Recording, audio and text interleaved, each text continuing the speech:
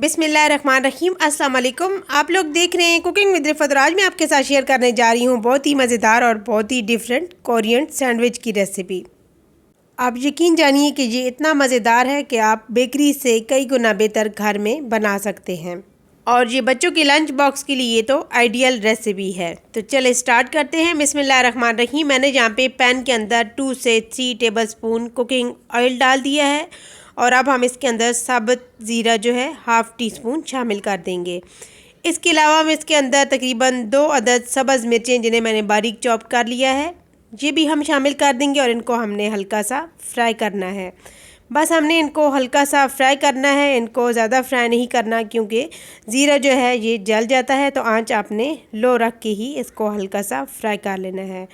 तो जब हो जाए ये फ्राई तो हम इसके अंदर शामिल कर देंगे ग्रेट की हुई गाजरें तकरीबन 1 कप।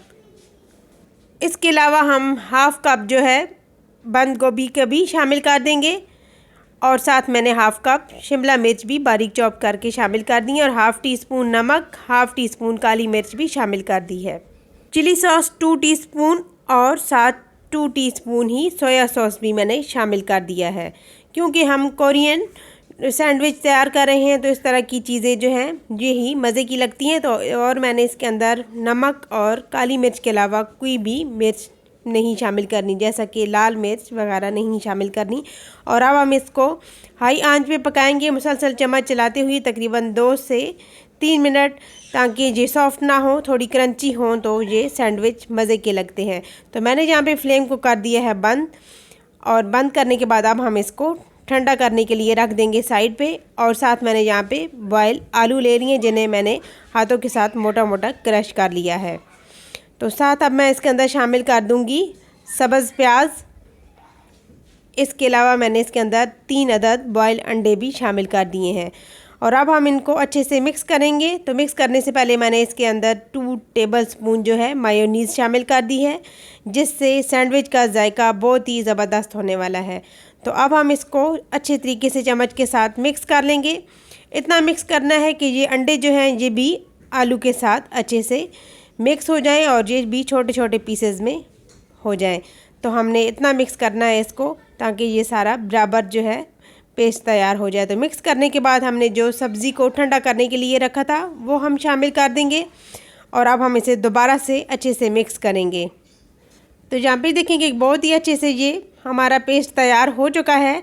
तो अब हम इसको करते हैं साइड पे और ये हमने स्लरी तैयार करनी है। तो मैंने 2 से 3 टेबलस्पून मैदा ले लिया और साथ मैंने हाफ़ टी स्पून जो है ले लिया है चावल का आटा और साथ इसके अंदर मैंने पानी शामिल करके इस तरह का हमने थिक सा पेस्ट तैयार कर लेना है। तो स्लरी हमारी रेडी हो चुकी है। तो मैंने यहाँ पे 2 स्लाइसेस ले लिए हैं ब्रेड के और अब हम इसके अंदर ये जो हमने सैंडविच का तैयार किया है बैटर हमने इसको भी इसके अंदर पोर कर देना है।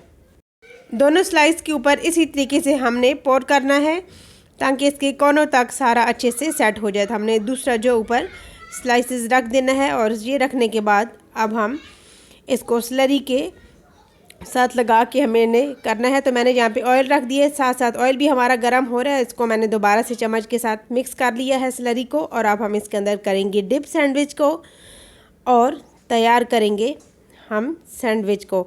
तो यहाँ पे जो है मैंने इसे डिप कर दिया और अब हम इसे ऑयल के अंदर डाल देंगे। ऑयल को फुल गरम कर लेना है, लो आंच पे नहीं रखना, हाई आंच पे ही आपने ऑयल को गरम करना है ताकि ये क्रिस्पी तैयार हो।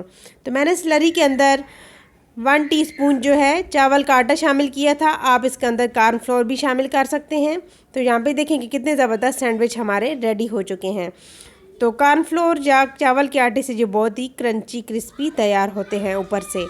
तो यहाँ पे देखिए कि कितने ज़बरदस्त जो है सैंडविच तैयार हो चुके हैं। तो मैंने इनकी कटिंग इस तरीके से कर ली है, आपको जिस तरह की भी कटिंग पसंद है आप कर सकते हैं।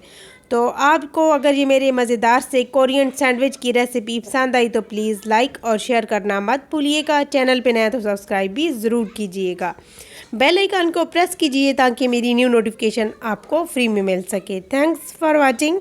अल्लाह हाफिज़।